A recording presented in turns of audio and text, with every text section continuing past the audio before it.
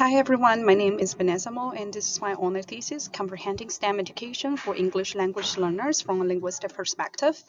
And so by moving on, I want to say like Canada is overall a very diverse country with thousands of immigrants come, and we always have students who speak a different language at home, and when they come to school, they speak English as a secondary language. So my inspirations for my research is not only under the diverse background, but also focus on the depersonalized language. According to Hogg, is that 70% of our 70% of humans' body is made up of water, but many students will wonder how does it relate to us? If you tell our human's body is made out of something, like some students would not relate to it. But if you change the language into our body, 70% of our body is made out of water, people started to see the connections in between. And that is the huge difference between Western science and indigenous science.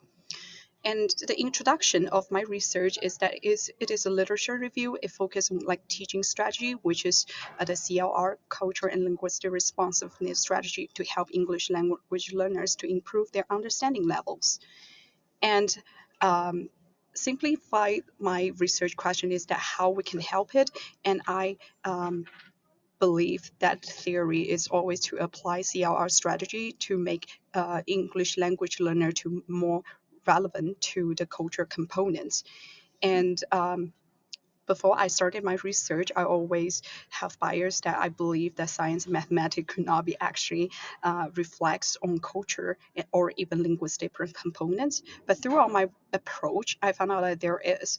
And I always like, once I formulate the research question, I go and set up my inclusion and exclusion standard and started to do the quality assessment later. So one of my inclusion can be categorized like in two parts. One is like describe the school curriculum, and also like describe like how like we separated into science literacy and mathematics language, as science and mathematics are the major two STEM curriculum in Alberta learning curriculum outline. And also like I'm trying to see like if they are SSCI index paper or peer reviewed journals. The my analyze like separate all of the articles that I have read into three parts. They are science literacy, ethno-mathematics, and CLR strategy. The science literacy examine how indigenous science differ from Western science and how school science language is formed. Ethnomathematics tell us that how mathematics can be practiced different from country to country, and CLR strategy proven that English language learner can be more related to culture component strategy. And I have listed down some Ojibwe calendar questions, Chinese lunar calendar, and French revolutionary calendar. And so part of my unit plan that I have written is done very clearly what of the learning outcome of each of the students. Student can know how the Ojibwe calendar reflects the moon cycle, including the full moon and then like the third quarter, like all of that, and how is the astronomical phenomenon is related to the indigenous communities in the North Polar, near the North Polar. And also like student will practice how to do like 2 to 3 digits multiplication when they are looking at the Chinese calendar, because we are separated into like different seasons. And so like all of this related together, and students will need to reflect like in the end of the whole 4 to 5 lessons.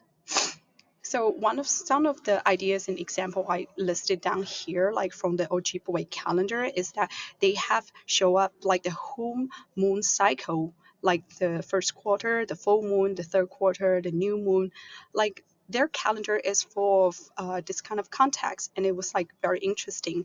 Some of my lesson plan also go over like how animals will reflect in that, and all kinds of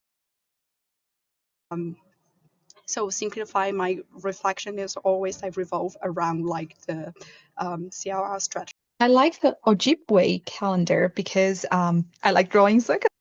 I like the French one because I think saying the frost month or the snow month is very romantic. Well, I'm pretty much sure about anything. The Chinese lunar calendar is low-key interesting. Okay, thanks for all students for giving us the feedback to the calendar question. So as you see, like these three students all have like different interests and different cognitive levels. So in class,